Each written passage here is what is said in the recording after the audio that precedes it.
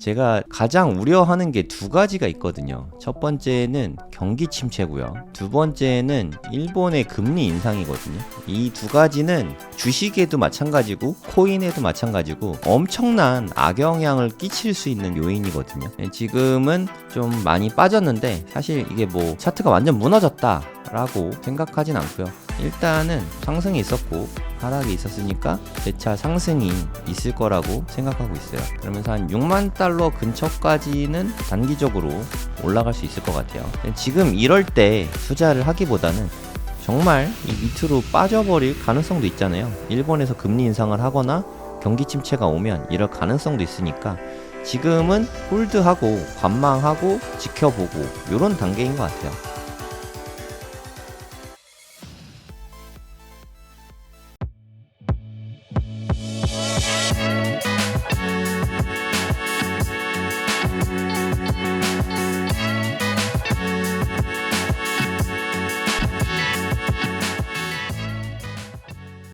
네, 안녕하세요. 성정길입니다. 지금 시각은 9월 4일 오전 6시 41분입니다. 오늘도 제가 이따가 일정이 있어서 짧게 아침에 방송을 하도록 하겠습니다. 어저께 그래도 상승이 나와서 좀 기분이 좋았죠. 네, 여기 한 59,800까지 올랐네요. 어저께도 제가 아침에 방송을 했었는데 이때 59,000이 좀 넘었었는데 거기서 한 번 재차 또 상승이 있었어요. 이게 15분 봉이거든요. 15분 봉으로 보시면 여기서 RSI가 되게 높게 나왔잖아요. 네, 그리고 고점이 한 번 이렇게 갱신이 됐죠. 그리고 RSI는 오히려 이렇게 하락이 나왔습니다. 이런 거를 하락 다이버전스라고 하거든요. 그래서 이때 이후로 좀 하락이 나왔죠. 네, 차트상으로 보시면 보일 겁니다. 그래서 저는 다이버전스 트레이딩을 할 때 이 다이버전스를 좀 중요하게 여기는 요소이기도 합니다. 물론 이렇게 하락이 나오면은 대부분 사람들은 왜 빠졌냐 여기에 좀 집중을 하잖아요. 왜 빠졌냐. 사실 대부분의 경우에 왜 빠졌는지는 정확하게 알 수는 없어요. 네, 중요한 건 빠졌다는 거죠. 여기에서 상승이 있었기 때문에 사실 조정 하락을 받게 되는 거죠. 계속 오르기만 할 수 없잖아요. 그러면 뭐 비트코인 하나에 뭐 1조 넘어가겠죠. 계속 오르기만 하니까 오르다 빠지다 오르다 빠지다 빠지다 오르다 뭐 이렇게 왔다 갔다 하니까 시세가 유지가 되면서 우상향하는 그런 차트를 다 보여준다고 보시면 됩니다. 하지만 뭐 이런 거 하나하나 발라먹는 게 쉽지가 않거든요. 트레이딩으로 돈 버는 거는 생각보다 되게 어렵습니다. 그리고 요거를 지키고 있을 수가 없잖아요. 요 점을 되게 좋은 점이죠. 아마 제가 이거를 지켜보고 있었다면 이 점에서 아마 숏을 들어갔을 수도 있죠. 뭐 예를 들면. 하지만 이 점을 계속 지켜보고 하는 게 되게 어렵거든요. 여기가 어저께 아침 11시거든요. 낮 11시. 그러면 오전 11시에 이 차트를 보고 있으면서 요때 숏을 들어갈 수 있는 그런 사람이 얼마나 되겠습니까? 그래서 트레이딩은 시간이 되게 많이 필요하고 좀 이렇게 또 분석하는 능력보다 여기 시간 투자하고 여길 또 참아낼 수 있는 능력 이게 막 올라가니까 포모가 오거든요. 아 이러다가 막 날아가는 거 아니야? 그걸 또 참아내는 능력이 더 중요하거든요. 냉정하게 분석하는 것도 중요하고 트레이딩으로 돈 버는 게 생각보다 상당히 어렵습니다. 그러면 아까 이유를 알 수가 없고 이유가 뭐 그렇게 사실 중요한 것도 아니다 라고 말했지만 모두 다 이유가 궁금하잖아요. 사실 좀 적지 않은 하락이 나왔는데 이러면 사실 무엇이 됐든 이유가 있긴 하거든요. 큰 폭으로 빠질 때는 대부분 이유가 있습니다. 비트코인만 빠진 게 아니라 이게 나스닥 차트인데 나스닥은 뭐 더 많이 빠졌죠. 요때를 뚫고 내려갔으니까 사실 나스닥 이게 더 많이 빠진 큰 이유는 나스닥은 더 많이 올랐었거든요. 나스닥은 요때 8월 5일이죠. 다들 기억하시죠? 샤메 법칙, 뭐 경기 침체 우려 때문에 요때까지 엄청 많이 빠졌었는데 요 점에 거의 다 달았었잖아요. 18,600이 역사상 최고점인데 여기가 올타임 하이인데 여기 근처까지 올라왔었거든요. 18,000을 넘었었잖아요. 그래서 그에 따른 조정이 지금 있다고 보시면 됩니다. 그럼 여기서 크게 빠진 이유는 왜 하필 오늘 크게 빠졌냐? 이게 일본에서 뱅크 오브 재팬이죠. BOJ 총재가 또 이런 얘기를 했어요. 이분이 뱅크 오브 재팬 일본은행 총재인데 좀 이런 얘기는 좀 너무 무섭죠. 사실 저도 너무너무 무서운 얘기인데 제가 가장 우려하는 게 두 가지가 있거든요. 첫 번째는 경기 침체고요. 두 번째는 일본의 금리 인상이거든요. 이 두 가지가 가장 무서운 일이죠. 이 두 가지는 뭐 주식에도 마찬가지고 코인에도 마찬가지고 걔네들이 어느 정도는 방향성은 비슷하니까 여기에 엄청난 악영향을 끼칠 수 있는 두 가지 요인이거든요. 일단 1번은 뭐 아직까지는 뚜렷한 징조는 없고 한 6개월 내에 나타나진 않을 것 같아요. 그런데 일본 금리 인상은 주체가 뱅크 오브 재팬에서 올리고 싶으면 올릴 수 있잖아요. 제가 되게 두려워하는 부분인데 어제 밤이죠. 근데 갑자기 밤 12시에 이런 거를 발표를 왜 하죠? 일본은 우리나라랑 시간이 같은데 뭐 이유는 잘 모르겠습니다만 경제와 물가 전망이 예상대로 진행이 된다면 일본은 금리 인상을 이어갈 것이다. 이게 0%에서 0.25%로 금리 인상을 하면서 나스닥 어마어마하게 빠졌어요. 한 42,000 정도에서 3만까지 빠졌거든요. 한번 좀 보여드릴게요. 니케이 지수가 이렇게 엄청나게 빠졌었는데 이렇게 뭐 별로 안 무서웠나? 좀 정신을 들 차린 건가 하는 생각도 좀 들고 보시면 42,500 정도 됐었는데 고점이 니케이 지수입니다. 일본 주식 3만까지 빠졌었죠. 진짜 어마어마하게 빠졌었거든요. 그래서 이제 특별한 일이 없으면 금리 인상을 안 하겠다 해서 안심하고 여기까지 39,000까지 다시 올라왔었는데 갑자기 또 이렇게 자기네들이 의도한 대로 가면 일본은 금리 인상을 이어갈 것이다. 이런 말을 했다는 거죠. 네. 금리 인상을 한 건 아니고 금리 인상을 할 수 있다라고 말을 했는데요. 너무 무섭잖아요. 네. 그래서 큰 폭으로 빠지게 됐죠. 네. 당연히 나스닥도 많이 빠졌죠. 나스닥도 꽤 많이 올랐거든요. 요때가 8월 5일이에요. 여기 보시면은 15,600까지 빠졌습니다. 나스닥 최고점이 18,600인데 18,000까지 회복했다가 오늘 정말 큰 폭으로 빠졌죠. 이렇게 큰 폭으로 빠지는 거는 그때 8월 5일 요때 8월 초에 빠질 때를 제외하고는 최근에 하루에 하락폭이 가장 컸다고 보시면 됩니다. 그리고 엔비디아가 또 엄청 빠졌죠. 네, 여기 보시면은 하락이 엄청나게 큰 폭으로 빠졌습니다. 그저께인가요? 그러니까 월요일날 휴장이어가지고 지난주 금요일쯤 될 것 같은데 금요일날 종가가 대략 한 119달러? 요 정도 됐었는데 네, 오늘 종가는 108달러? 네, 108달러까지 빠졌네요. 그러니까 117달러에서 108달러까지 큰 폭으로 빠졌습니다. 진짜 많이 빠졌죠. 네, 거의 뭐 거짓말 조금 보태서 10% 가까이 빠진 거죠. 9.53% 빠졌네요. 네, 엄청나게 많이 빠졌죠. 이게 다 일본은행 총재의 한마디에 이렇게 많이 좀 움직이게 된 것 같아요. 그러니까 제가 경기 침체와 일본의 금리 인상이 가장 무섭다 이런 말씀을 드렸잖아요. 근데 그게 제가 무서워해서 그런 게 아니라 시장이 그거를 가장 두려워하고 있어요. 시장이 가장 무서워하는 거는 일본의 금리 인상이다. 왜냐하면 일본의 자금들이 엔캐리 자금이라고 부르죠. 그러니까 금리가 워낙 쌌으니까 0%였다가 지금 그나마 올라서 0.25%인데 금리가 너무너무 싸잖아요. 그래서 여기서 돈을 빌려가지고 미국이나 뭐 비트코인이나 뭐 여기저기 투자를 어마어마하게 하고 있는 거죠. 채권도 뭐 많이 하고 있겠죠. 걔네 자금들이 금리 인상을 더 하면은 다시 이렇게 뒤로 돌아가게 된단 말이에요. 왜냐하면 엔화가 많이 오르게 되면 상대적으로 여기 있는 자금들이 다 빠져나갈 수밖에 없으니까 여기 금리가 사실 그런 역할을 하잖아요. 금리를 만약에 이렇게 더 인상을 하게 되면 자금들을 빨아들이게 되거든요. 그리고 지금 시점에서 미국은 금리 인하를 앞두고 있잖아요. 그런 상황에서 일본이 금리를 인상한다면 그러면 이 차이가 점점 줄어들겠죠. 얘는 5.5%고 일본은 현재 0.25%인데 미국은 계속 금리가 줄어들고 만약에 일본은 금리 인상을 이어간다고 하면 얘네 둘이 격차가 줄어들겠죠. 그러면 엔캐리 자금이 자연스럽게 줄어들 수밖에 없습니다. 이거를 엔캐리 트레이드 청산이라고 하는데, 이거는 정말 엄청난 자금들이 빠져나갈 수 있어요. 8월 5일을 다들 기억하고 계실 것 같은데, 이때 뭐 엔비디아도 많이 빠졌고 비트코인은 엄청나게 빠졌죠. 제가 살면서 가장 하루 손해가 컸던 이때가 8월 5일이 가장 크게 손해 봤던 날이고요. 나스닥도 이때 좀 큰 폭으로 빠졌었죠.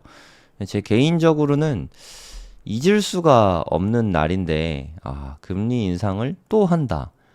이거는 솔직히 좀 많이 무섭네요. 왜 그럴까요? 갑자기 무슨 바람이 분 걸까요? 이게 좀 덜 무섭나? 니케이, 재팬 225, 뭐, 요런 지수인데, 이게 엄청나게 많이 빠지고, 그 어떤 주식보다 8월 5일날 많이 빠진 게 사실 일본 증시거든요. 이게 다시 회복하니까 자신감이 생겼나 봐요. 네, 갑자기 금리 인상 얘기를 꺼내고 좀 마음에는 안 듭니다. 뭐 이것도 다 받아들여야죠. 네, 시장이 그렇게 느끼고 있으니까. 나스닥은 와, 이게 뭐 3.26% 하락? 이 지수거든요, 지수. 지수가 이만큼 하락할 수 있나요? 이때 이후로 최대 많이 빠진 것 같은데, 요때는 거의 뭐 갭 하락이 엄청났었잖아요. 네, 8월 5일 이때. 그때만큼은 아니지만 하루에 3% 넘게 빠진 거는 진짜 많이 빠진 것 같습니다. 다우지수도 상당히 많이 빠졌고요. 뭐 S&P 500, 뭐 러셀, 뭐 그냥 다 미국 증시들 다 박살이 났어요. 그런 거에 비하면 비트코인은 선방했는데 약간 솔직히 이런 느낌이에요. 솔직히 말해서 선방한 것 같지 않습니까? 네, 여기에서 요만큼 빠졌는데 오히려 미국 지수보다 적게 빠졌어요. 네, 요때 이렇게 상승한 거를 다 뱉어내진 않았습니다. 대부분 뱉어내긴 했는데 다 뱉어내진 않았어요. 이때 57,100까지 빠졌다가 여기 아까 이게 어저께 밤 12시쯤이었거든요. 사실 이때 제가 트레이딩을 할까 말까 되게 고민을 했어요. 어제 제가 너무 피곤해가지고 요새 좀 뭐 가게 오픈한다고 너무 바빠가지고 잠도 잘 못 잡니다. 제 방송 맨날 아침에 하잖아요. 시간이 없어서기도 하지만 아무래도 좀 신경 쓰는 게 많다 보니까 새벽만 되면 깨요. 5시나 6시만 되면은 아침에 깹니다. 깨면 당연히 또 차트를 보고 뭐 그게 연속인데 이 큰 폭의 하락이 나왔단 말이죠. 그리고 RSI가 엄청나게 빠졌어요. 네, 제가 어저께 5분봉으로 봤었는데 저는 포지션 들어갈 때 주로 이렇게 5분봉으로 많이 보거든요. 여기 보면은 RSI가 미쳤죠.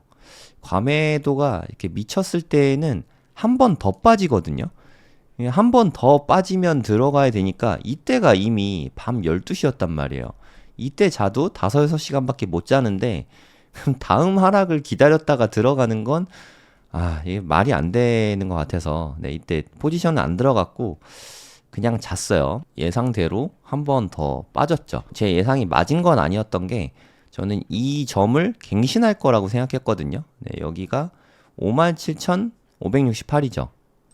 네, 여기보다 조금이라도 더 밑으로 내려와 올 거라고 생각했는데 그러면 상승 다이버전스가 이렇게 예쁘게 걸릴 건데 안 빠졌죠.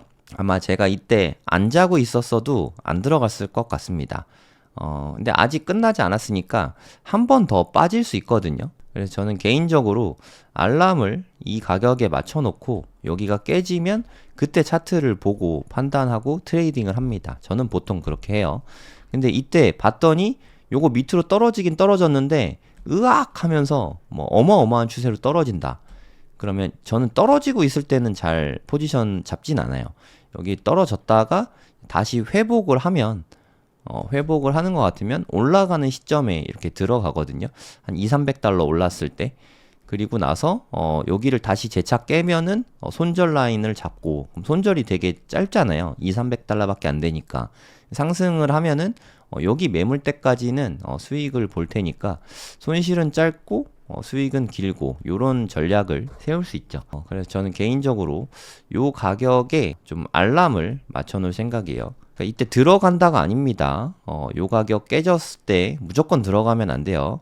이때 빠지는 추세를 좀 봐야 됩니다. 뭐 요렇게 해가지고 요렇게 빠지면은 그러면 RSI가 꽤 차 오르면서 이렇게 돼가지고 되게 예쁜 그림이 나와요. 요러면 들어갈 겁니다. 이렇게 되면은 5분봉뿐만 아니라 15분봉으로 봤을 때에도 상승 다이버전스가 나올 거예요. 이 가격에 알람을 맞춰 놓는 거죠. 저는 알람 맞춰 놓을 때 주로 이게 코인나우라는 어플을 씁니다.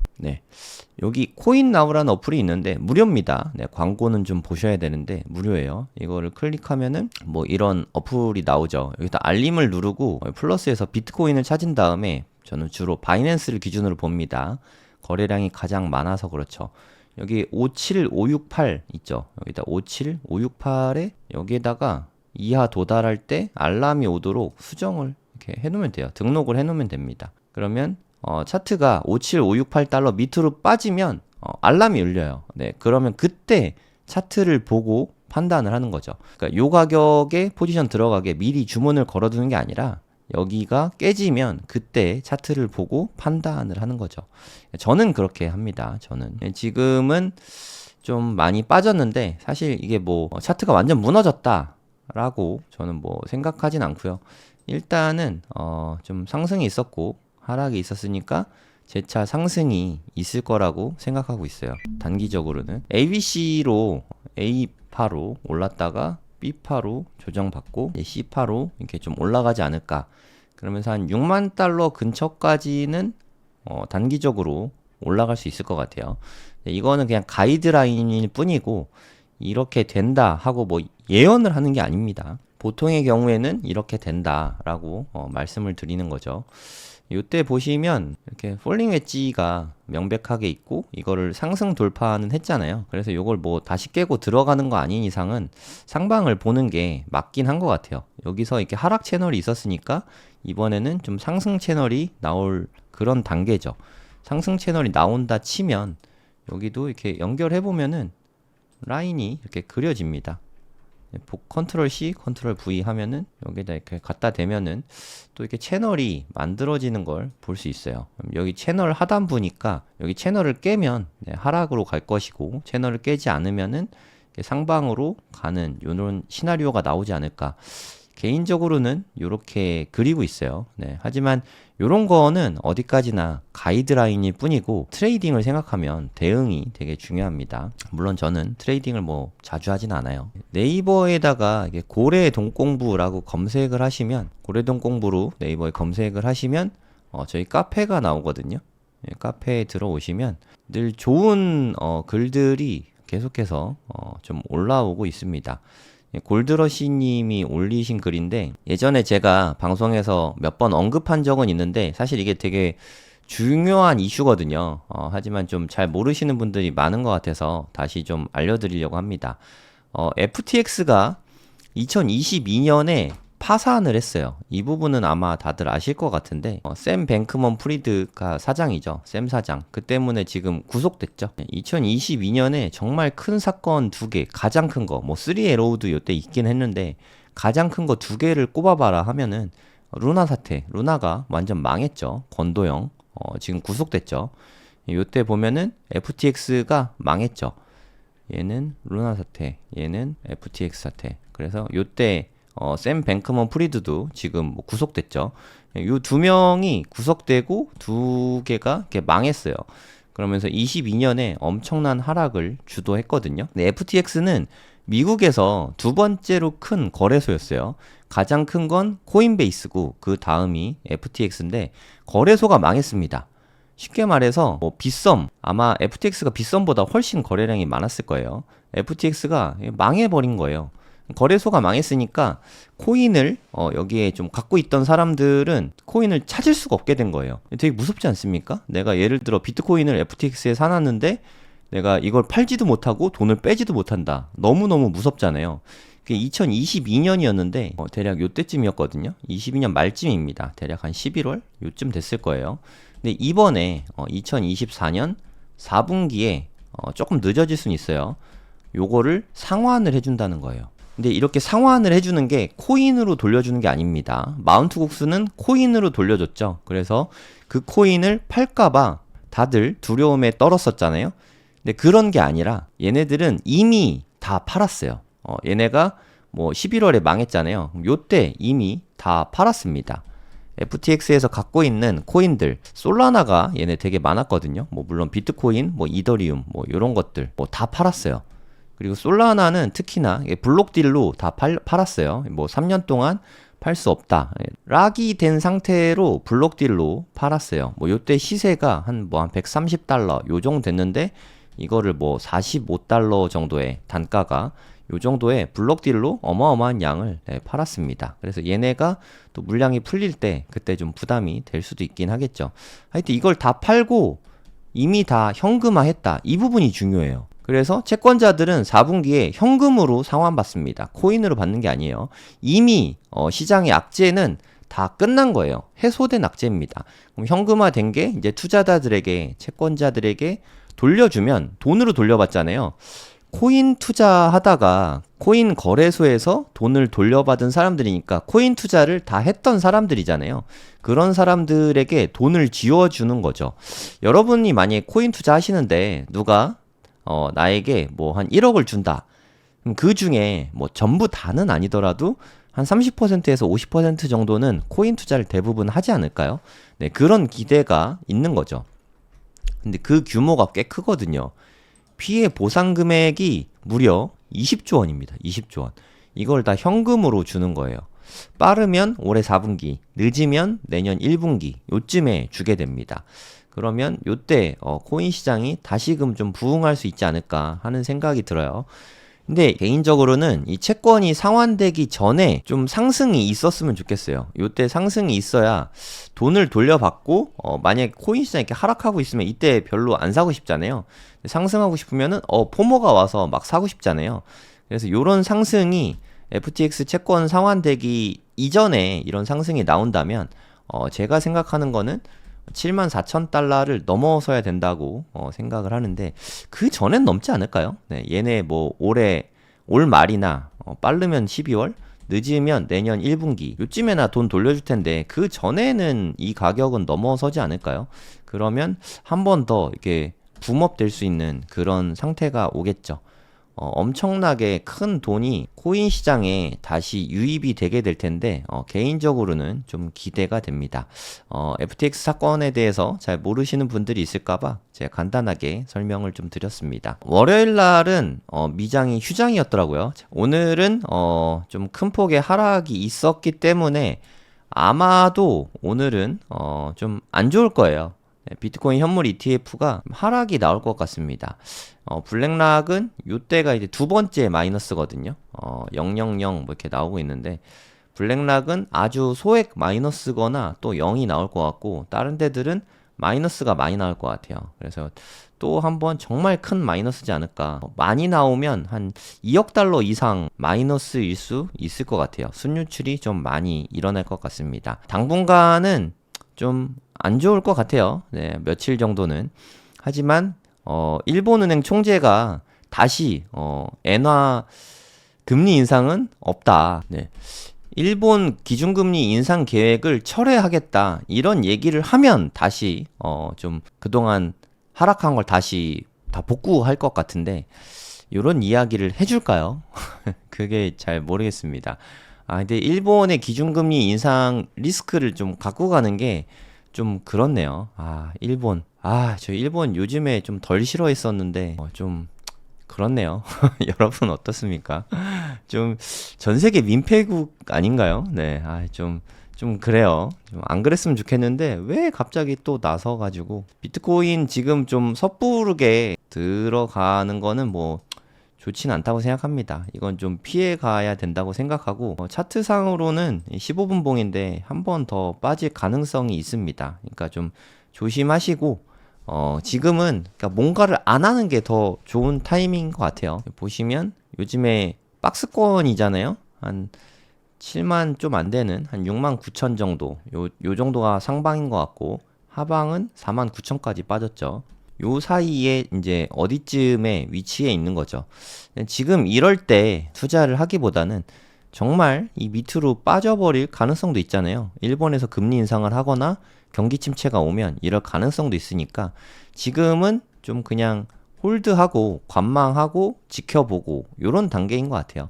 물론 제 개인적으로는 상방을 보고 있지만 저는 이렇게 여기를 뚫고 나면 이 지긋지긋한 박스권을 완전히 탈피하면 그때부터 좀 트레이딩을 해볼 생각입니다. 지금은 좀 본업에 치중하면서 식당 인수했으니까 거기에 좀 치중하면서 좀 계속 주신할 거예요. 지켜보고는 있을 겁니다. 그걸 관망이라고 하죠. 지금은 좀 지켜봐야 되는 그런 시기라고 생각합니다. 코인 투자하시는 분들, 주식 투자하시는 분들 다 좀 답답하실 텐데 모두 좀 힘내시기 바랍니다. 이렇게 좀 큰 폭의 하락이 있으면 대부분의 경우에는 다시 반등이 나오긴 하거든요. 그래서 오늘 낮엔 모르겠지만 오늘 미국 증시가 또 개장하고 나면은 좀 반등이 나오지 않을까 싶어요. 여기서 또 하락이 나오면 그거는 좀 안 좋은 시나리오로 흘러가긴 하죠. 좀 두렵긴 하겠지만 지금은 그냥 지켜보면 되는 시장인 것 같습니다. 네, 제가 오늘 또 일정이 있어서 방송은 여기서 마무리하도록 하겠습니다. 오늘 방송은 여기까지고요. 도움이 되셨다면 구독, 좋아요 부탁드리겠습니다. 행복한 하루 되세요.